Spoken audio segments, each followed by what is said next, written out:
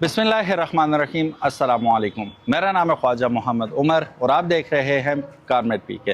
Welcome back to yet another video. यहाँ पे नज़र डालो क्या लिखा हुआ है, ऑल्टो हाइब्रिड। लेकिन आज ऑल्टो हाइब्रिड के बारे में हम बात नहीं करने वाले, हम बात करने वाले हैं पाकिस्तान की हाईएस्ट सेलिंग सेडान के बारे में, विच कम्स फ्रॉम टोयोटा, जिसका नाम है Toyota Yaris GLI manual transmission. और ये जो गाड़ी है ये बेस वेरिएंट है, यानी कि ये मैनुअल ट्रांसमिशन के साथ आती है, तो इसमें आपको टॉप एंड वेरिएंट वाली खूबियाँ तो नहीं देखने को मिलेंगी, but it is what it is. मेरे साथ मौजूद हैं आज की वीडियो में ज़ैनुल आबिदीन। अस्सलाम वालेकुम। ज़ैन कैसे हैं आप? बिल्कुल ठीक उमर भाई, आप कैसे हैं? अल्हम्दुलिल्लाह ठीक ठाक, नो वरी सी। पहले तो आप ये इसका रिमोट चेक कर लें, ठीक है। बड़ा BMW का इन्होंने ऊपर कवर लगाया हुआ है, वही स्ट्राइप्स आपको नज़र आएंगी BMW जैसी, ठीक है। और काश ये वो वाला होता ना, खड़क करके जैक नाइफ वाला, लेकिन नहीं। यहाँ पे आपको लॉक अनलॉक होल्ड का ऑप्शन, होल्ड करेंगे तो बूट ओपन हो जाएगा। अब हम जैन से पूछते हैं। जैन, सबसे पहले मुझे ये बताएं कि मैनुअल ट्रांसमिशन में जितनी भी गाड़ियाँ अभी हमारे पास सेडान्स में अवेलेबल हैं, इसे कहाँ रेट करेंगे आप? ज़्यादा ऑप्शंस तो नहीं है अनफॉर्चुनेटली पाकिस्तान में। जो ब्रांड न्यू गाड़ियाँ आती हैं, एक ऑल्सविन है, एक हाँ। सिटी है और एक यारिस है, ठीक है। तो अगर इन तीनों के साथ कंपेयर करें तो मैं इसको सेकंड नंबर पर रैंक करूंगा। फर्स्ट पे ऑल्सविन को रैंक करूंगा। ऑब्वियसली उसकी रीसेल वैल्यू कम है, लेकिन क्योंकि मैं ज़रा फीचर्स को ज़्यादा पसंद करता हूं तो फीचर्स उसमें ज़्यादा हैं। ठीक है। दैन उसके बाद अगर ये सेकंड और थर्ड पे होंडा सिटी। Yes. अच्छा, अगर इसका इंटीरियर हम देखें, अब ये फॉर सेल है, 1400 किलोमीटर तकरीबन चली हुई है, तो feels just like a brand new vehicle, ठीक है। लेकिन इसमें भी क्योंकि बेस वेरिएंट है तो काफ़ी सारी चीज़ें बेसिक ही आपको मिलती हैं। फॉर एग्जांपल यहाँ पे अगर आप देखेंगे तो कोई इलेक्ट्रॉनिक्स का इस्तेमाल इतना ज़्यादा इसमें आपको नज़र नहीं आता। ट्रिम्स इसके पियानो ब्लैक में है और लॉक मतलब सब कुछ ही बेसिक है। सिर्फ ड्राइवर विंडो जो है वो आपको ऑटो मिलेगी, बाकी सारी आपको इलेक्ट्रॉनिक तो मिल रही हैं, लेकिन ऑटो वाला सीन नहीं है। मिरर्स इसके आप यहाँ से एडजस्ट कर सकते हैं इलेक्ट्रॉनिकली, ठीक है। इतना ज़्यादा कुछ हमें, जैसे अभी जैन बात कर रहे थे, फीचर्स में ये अल्सवन से काफ़ी पीछे की गाड़ी है। अभी अलबत्ता हम इसे कंपेयर नहीं कर रहे किसी भी गाड़ी से, क्योंकि आज इसी गाड़ी के बारे में हमने बात करनी है। ऊपर हमें शार्क फिन एंटीना, जो पाकिस्तान में बहुत ज़्यादा पसंद किया जाता है गाड़ियों में, वो मिल जाता है। और अब एक और चीज़ इसकी हम चेक करते हैं, जो कि सेडान के लिए, एक बूट वाली गाड़ी के लिए ज़रूरी होती है। चीज़ की गुंजाइश कितनी है, मैसिव अमाउंट ऑफ आपको स्पेस मिल जाती है। यहाँ पे यारिस का लोगो आपको यहीं पे नज़र आ रहा है, और ये आफ्टर मार्केट लगा हुआ है, इन्होंने लगाया हुआ है। वैसे इतने अच्छे नहीं है ये कि आपको ये लगा के देंगे, ठीक है। स्पेयर व्हील हमें मिल रहा है, विच इज़ गुड। ये इन्होंने नमदे शमदे लगाए हुए हैं कंपनी की जानिब से, अगेन दिस इज़ नाइस। अच्छा, एक चीज़ आपने और की है, अब ऐसा भी क्या बेसिक होना कि रिवर्स कैमरा भी नहीं लगा के दिया इन्होंने। और इसकी जैन, अगर आपको याद हो कि इसकी top of the line variant में भी हमें रिवर्स कैमरा का ऑप्शन नहीं मिलता था पहले। उसमें आता था या नहीं आता था? अच्छा, वो अब्दुल वहाब ने खुद लगाया था ना। ओके ठीक है। तो स्क्रीन भी उसने अच्छी वाली लगाई थी और कैमरा भी लगाया था, उसमें नहीं आता था। बहरहाल गाड़ी के अंदर चलते हैं। ये तो इन्होंने वो आफ्टर मार्केट बाहर से करवाया हुआ, ये फंस भी सकते हैं कहीं पे, लिखा हुआ तो बहुत अच्छा ही है। अगर ना बदो वैया का नस्ताइन, अल्लाह ही की इबादत करनी चाहिए और अल्लाह ही से मदद मांगनी चाहिए। आए गाड़ी के अंदर बैठते हैं। एक चीज़ इस गाड़ी की जो अच्छी लगी है वो ये है कि पुरानी वाली गाड़ी मुझे बहुत बुरी लगती थी, उसकी शेप बड़ी अनोइंग सी थी, बड़ी अजीब सी थी।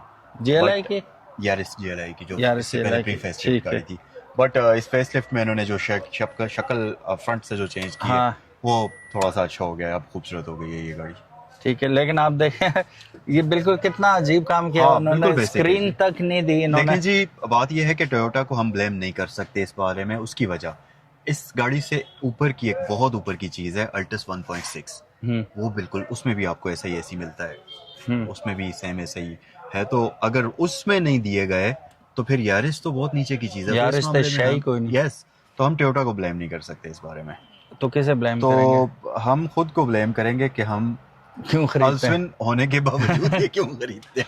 अच्छा, बार बार कंपैरिजन इसलिए आ रहा है ना कि इसकी जो प्राइस है, अब नई की क्या प्राइस चल रही है अभी? 45 लाख रुपए के आसपास है ये। 45 लाख के आसपास है, ब्रांड न्यू। थोड़ा होता है 45 लाख? बहुत होता है जी, ठीक है, काफी ज्यादा होता है। 45 लाख रुपए में भी आपने स्क्रीन खुद से लगानी है, रेयर व्यू कैमरा खुद से लगाना है। ये मेरा ख्याल है रिट्रैक्टेबल भी नहीं है, if I am not wrong. Retractable वो 1.6 अल्टस में भी नहीं आते। हाँ, तो वो भी रिट्रैक्टेबल भी आपने खुद करवाना है। ये तो चलो मैनुअल है, इसमें हाँ। वो क्रूज कंट्रोल वाला सीन नहीं है, लेकिन वो पहले भी नहीं आता, अल्टस में भी नहीं आता। तो यार इसको आप वो भी आफ्टर मार्केट पहले लगवाना पड़ता था। तो फिर कसूर वाकई टोयोटा का नहीं है, अपना कसूर है कि आप लेते क्यों हैं। लेकिन इसकी बड़ी वजह रीसेल है। टोयोटा को आप बीट नहीं कर सकते रीसेल में, सुजुकी को आप बीट नहीं कर सकते। ऑल्टो क्यों बिकती है? रीसेल की वजह से बिकती है। तो ये सीन है कि रीसेल की क्वींस हैं ये गाड़ियां। बाकी अगर वैसे अगर आपको जिद्दत का शौक नहीं है तो सॉलिड गाड़ियां ही है। हाँ। ठीक है, लंबे अरसे टोयोटा नाम है रिलायबिलिटी का, इंजन इनके तगड़े हैं, लंबे मार खाने वाले इंजन है इनके, कोई इसको टेंशन नहीं होती। फिर सोने पे सुहागा इसकी रीसेल है, रीसेल तगड़ी है इसकी। अब उमर भाई उसका एक रीज़न है कि जो गाड़ियां पाकिस्तान में लाई जाती हैं उनको ख़ास तौर पे ये जो सीकेडी गाड़ियां बनाई जाती हैं, जैसे अब टोयोटा में ये जो इंजन है, बाहर के किसी भी मुल्क में अगर सेम इंजन किसी और टोयोटा की प्रोडक्ट में यूज़ किया तो वो इंजन अपने फुल पोटेंशियल पर चल रहा होगा। ये टेम डाउन यहाँ पर टेम डाउन करते हैं, जिसकी वजह से हम लोगों को लगता है कि यार ये तो बड़े लंबे अरसे तक चलने वाले इंजन है। अब जो गाड़ियाँ पाकिस्तान में अब नए ब्रांड्स लेकर आ रहे हैं वो उसी पोटेंशियल के साथ इंजन दे रहे हैं। तो वो पावर में भी फिर देखें आप 1500 सीसी के इंजन एसयूवीज में आ रहे हैं। तो ये सीन है असल जो उसके पीछे लॉजिक है, जो हम समझते हैं ना कि ये इंजन बड़े रिलायबल होते हैं, वो उनकी पावर हाफ की हुई होती है ताकि लंबे अरसे तक चल जाएं। अच्छा, वैसे इंटरनेशनली भी टोयोटा को यही समझा जाता है, रिलायबल अगर गाड़ी चाहिए तो टोयोटा ले लो। यहाँ हम BMW को बहुत कुछ समझते हैं। Yes. वहाँ पे कहते हैं मेजर ब्रेकडाउन जो होते हैं वो BMWs में होते हैं इंटरनेशनली। Yes. फिर रेंज रोवर को सबसे ज़्यादा कम रेटिंग मिलती है हमेशा कि वो 40,000 माइल से ऊपर वो फिर जनाजा ही है इंटरनेशनली।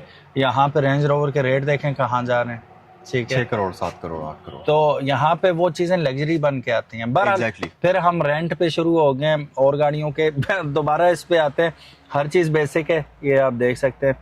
अब फिर कंपैरिजन आ जाएगा दूसरी गाड़ियों के साथ भी। इसका कोई बटन्स वगैरह इसके नहीं दिए हुए, which is good. I like it the way it is. मुझे मैनुअल ही अच्छी लगती हैं चीज़ें। आई डोंट लाइक अगर है तो ठीक है, नहीं तो मैनुअल ज़्यादा आई वुड प्रेफर के होनी चाहिए। यहाँ पे 2 अदर कप होल्डर आगे मिल जाते हैं आपको। आर्म रेस्ट तकरीबन ना होने के बराबर दिया हुआ इन्होंने। ठीक है, वो पीछे वालों को दिया हुआ या आगे वालों को, ये मुझे समझ नहीं आ रही। अब मैं यूं बैठा हुआ हूं ना, मेरी कौन ही टेकेगी बस। इसमें एक बड़ी फनी चीज है, लॉजिक क्या है इसकी? लॉजिक मैं बताता हूँ। आमतौर पर आर्म रेस्ट को आगे पीछे एक एडजस्टमेंट होती है हाँ। उसमें, तो कंफर्टेबल ये होता है कि पैसेंजर आर्म रेस्ट खींच के आगे कर ले। हाँ। बट टोयोटा थिंक डिफरेंट करता है। टोयोटा कहता है कि अगर आपको आर्म रेस्ट आगे करना है तो आप अपनी सीट पीछे मत हाँ, करें। सीट पीछे कितनी है करूँ? सीट पीछे टांगे ही ना मत पहुंच जाए फिर। करें। ये टोयोटा का वे ऑफ थिंकिंग है ना। अब ये देखो मेरी टोयोटा कहता है थिंक डिफरेंट। हाथ नहीं पहुंच रहे, टांगे नहीं पहुंच रही, लेकिन यहाँ लेकिन आर्म रेस्ट अब ठीक है। यस। हाँ, चलो ये भी अच्छा है। अब एडजस्टेबिलिटी की बात करूं तो ये जस्ट बस ऐसे ही है। ये कोई टेलीस्कोपिक आपको एडजस्टेबिलिटी इसकी नहीं दी जाती। ये मिरर बेसिक वाला है। मिरर भी बेसिक है और यहाँ पे भी विदाउट लाइट आपको वैनिटी मिरर दिया हुआ है इन्होंने। अब एक चीज और भी है कि आप देखें LEDs का भी खर्चा 2002-3 नहीं में है। जो टोयोटा की गाड़ियां आती थी उनके ये डैशबोर्ड बड़े अच्छे क्वालिटी के हाँ, मटेरियल हाँ। वाले होते थे।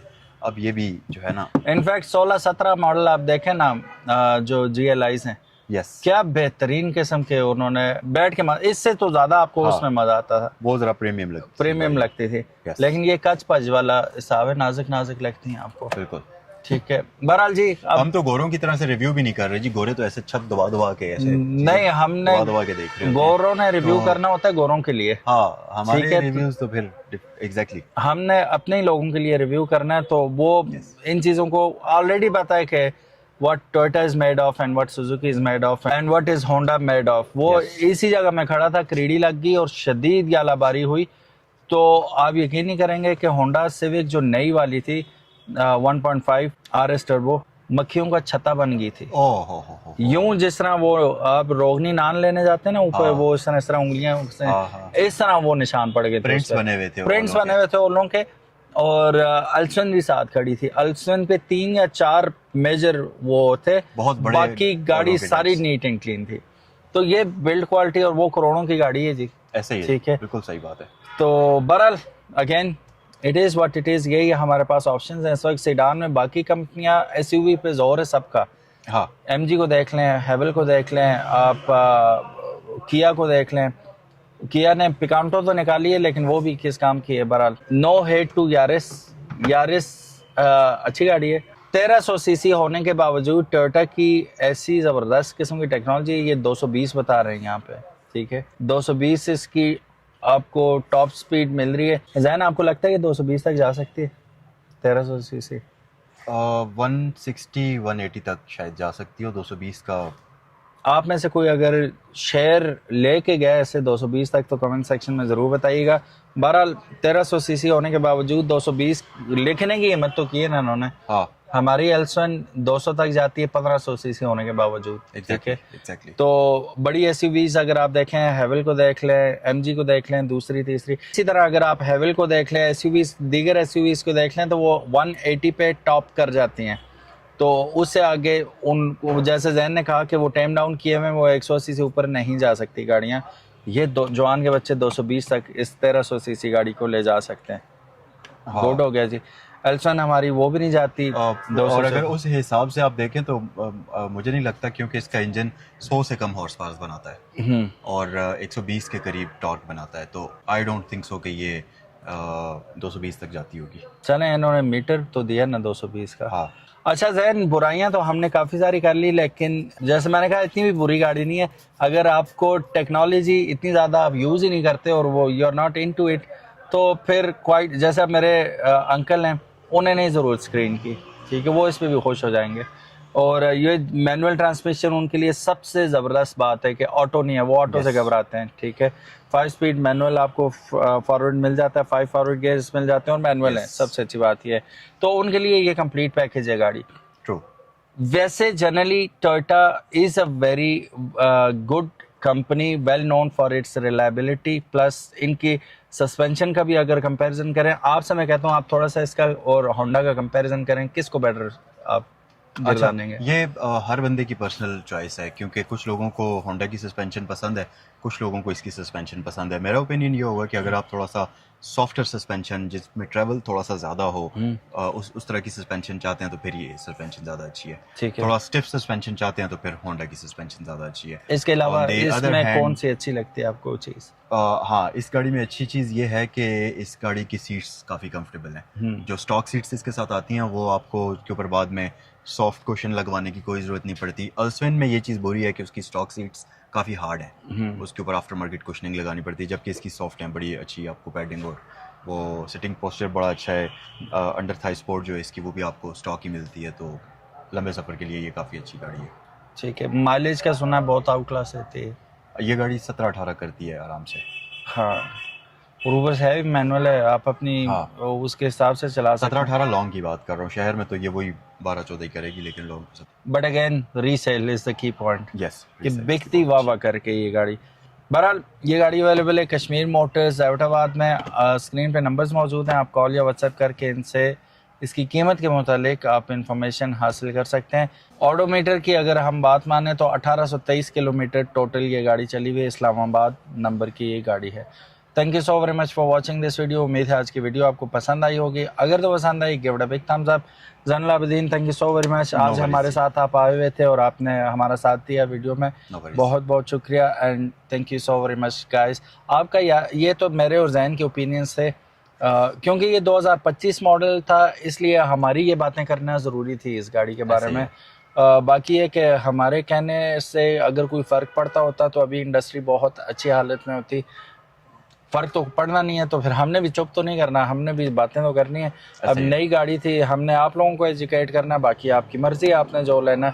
मेरा पैसा मेरी मर्ज़ी वाली बात है, आपका पैसा आपकी मर्ज़ी। If you want to invest on Suzuki, good for you, Honda good for you, Kia, you name it, आपकी मर्ज़ी। Thank you so very much for watching. आपका क्या कहना है इस गाड़ी के बारे में? आपकी राय जान के हमें खुशी होगी, कमेंट सेक्शन में ज़रूर बताइएगा। ज़ैनुल आबिदीन को अगर अभी तक आपने फॉलो नहीं किया तो ज़ैनुल आबिदीन 55 इनका चैनल ज़रूर फॉलो है। अल्लाह हाफ़िज़, अस्सलाम वालेकुम।